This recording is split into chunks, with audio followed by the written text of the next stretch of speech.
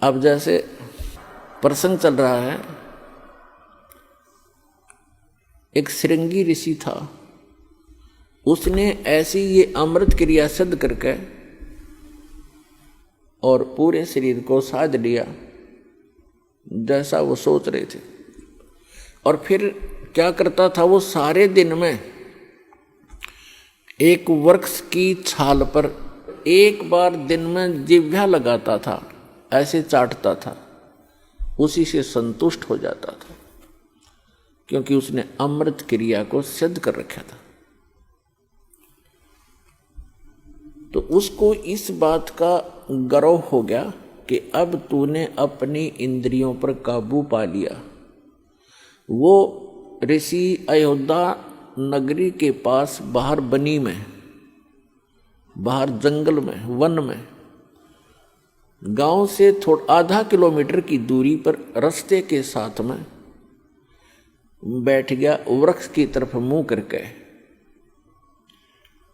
और सारा दिन में एक बार वृक्ष के छाल को जिह्वा से चाटे और बस ध्यान मगन रहे।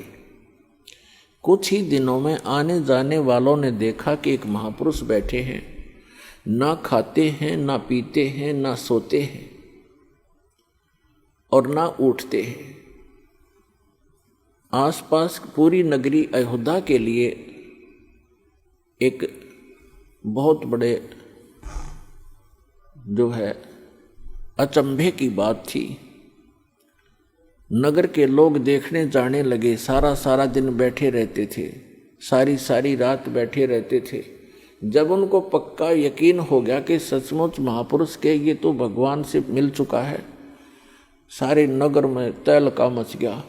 राजा दशरथ तक बात गई। राजा भी स्वयं वहां पर गए अपने परिवार समेत संत के दर्शनार्थ, लेकिन संत मस्त हैं, ना किसी से बोलते हैं और न ही दिन रात में कहीं उठते और बैठते हैं, ना जाते हैं, ना कुछ पीते हैं, ना खाते हैं। उनके साथ उनकी बेटी भी गई, राजा दशरथ की। श्री रामचंद्र जी और अन्य का जन्म तो बहुत बाद में हुआ है, उसमें उनकी एक पुत्री थी।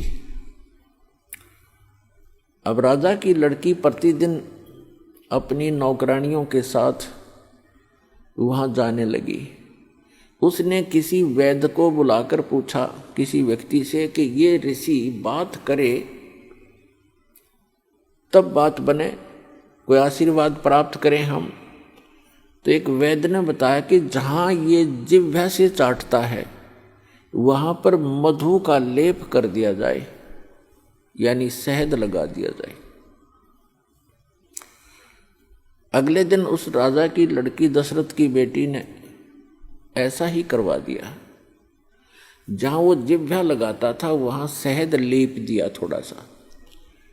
पहले दिन एक बार जिह्वा लगाता था, पहले वो, उस दिन उसने 2-3 बार चाटा, क्यों स्वादिष्ट लगा। अगले दिन तो कुछ ज़्यादा लगा दिया तो और ज़्यादा चाटा। धीरे धीरे उसका जो है भूख जागृत होगी। फिर उसको खीर ख्यार खिलाने लग गए। कुछ दिन के बाद वो हलवा पूरी खाने लग गया। अपने पिता की आज्ञा लेकर लड़की ने कहा कि ऐसे महापुरुष को पिताजी घर ले चलते हैं। राजा दशरथ ने उनको गुरु धारण कर लिया। श्रृंगी ऋषि युवा थे, अपने घर पर रख लिए और उन्हीं की देख रेख में, उन्हीं की आज्ञा से पुत्र प्राप्ति के लिए एक अनुष्ठान की तैयारी की। और उससे पहले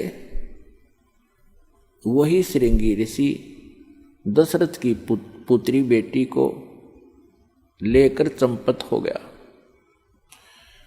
तो पुण्यात्माओं, परमात्मा कहते हैं, मन के मते न चालियो, ये मन है पक्का दूत, और ले डोबे दरिया में जा हाथ से छूट। विकार मरे मत जानियो जो भूबल में आग। जैसे ये साधु संत ऋषि वेदों और गीता के अनुसार साधना करके इनको ये भ्रम हो गया था कि हमने विकारों का नाश कर लिया। तो परमात्मा कहते हैं विकार मरे मत जानियो। जैसे अग्नि का अंगारा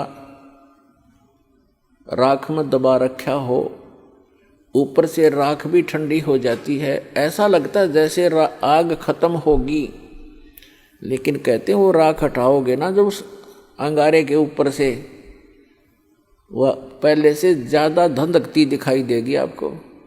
तो यहाँ परमात्मा कहते हैं विकार मरे मत जानियो जो भूबल में आगे। अब ये विकार मरेंगे कैसे? वो क्रिया वही है, लेकिन उनके अंदर जैसे श्वास, वो श्वास की क्रिया क्या चीज है? ये तो एक समझ लो सिरिंज है, सिरिंज। सिरिंज में औषधि कौन सी जानी चाहिए? उस औषधि से रोग नाश होता है। सिरिंज के अंदर अन्य औषधि डालकर वैसी ही क्रिया करने से, इंजेक्शन लगाने से रोग नाश नहीं होगा जब तक उस रोग नाश की सही औषधि प्रयोग नहीं की जाएगी। तो अब इस दास के पास वो औषधि है सतनाम की। श्वास वो श्वास के सिमरण है, और ये सिमरण से ही आपका मन भी काबू होगा, आपके विकार भी नाश होंगे। परमात्मा कहते हैं इस मानव शरीर के अंदर इतना जो है विकार ग्रस्त है, ये ऐसे ढंग से इसकी कंस्ट्रक्शन है, इसमें ये तो आशा करना ही नहीं कि ये पूर्ण रूप से स्वस्थ हो जाएगा और इसमें कोई विकार नहीं रहेगा। ये तो पैदा ही विकारों से हुआ है। लेकिन इस भक्ति से, सत साधना से ये विकार ऐसे जकड़ दिए जाएंगे, ऐसे बांध दिए जाएंगे कि फिर ये हानि नहीं करेंगे। जैसे कोई पशु है और वो ऐसे फूंफा करता है, मार देता है, सींगों से मार देता है, तो उसको बांध दिया जाता है टाइट रस्से तक। अब वो रस्से से इतना टाइट बांध दिया गया है कि वो हानि नहीं कर सकता, फूंफा कर सकता है, लेकिन उसकी सीमा बना दी। तो परमात्मा की इस भक्ति से, परमात्मा के इस ज्ञान से, सत साधना से इन विकारों को ऐसे बांध दिया जाएगा कि ये मन फूंफा करने की चेष्टा करेगा, लेकिन इस तत्व ज्ञान रूपी रस्सा इसको जकड़ देगा और ये भक्ति की दवाई कमाई इसको दबा देगी। जैसे कोई भी इंसान है, कोई रिश्वत लेता है, जिसमें उसको ये ज्ञान होगा कि ये रिश्वत तेरा दुश्मन है, ये तो विष खा रहा है, इस तत्व ज्ञान से पूर्ण रूप से विश्वास हो जाएगा, तो उसके बाद मन चाहेगा कि ऐसा ले लूं, मोटी रकम मिल रही है, लेकिन आत्मा धिक्कारेगी, खबरदार इसका हाथ लगा दिया, तो ये फूंफा करके चुप हो जाएगा। इसी प्रकार वो और कोई दुराचार की वासना उत्पन्न होगी तो आत्मा इसको धिक्कार देगी, ये ज्ञान इसके आगे खड़ा हो जाएगा और इसका उस वहीं पर रुकावट हो जाएगी। तो इस प्रकार हम इन विकारों को भी रोकेंगे इस भक्ति और इस साधना और इस ज्ञान से, और हम अपना आत्म कल्याण भी आसानी से करवा पाएंगे।